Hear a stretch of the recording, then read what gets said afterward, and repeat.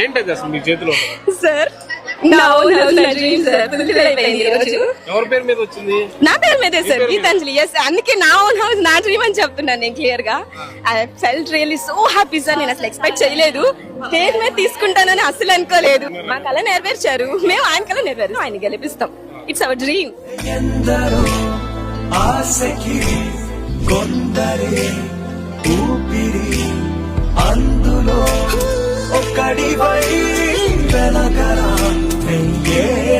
My dream should become your dream, and our dream should become poor man's dream.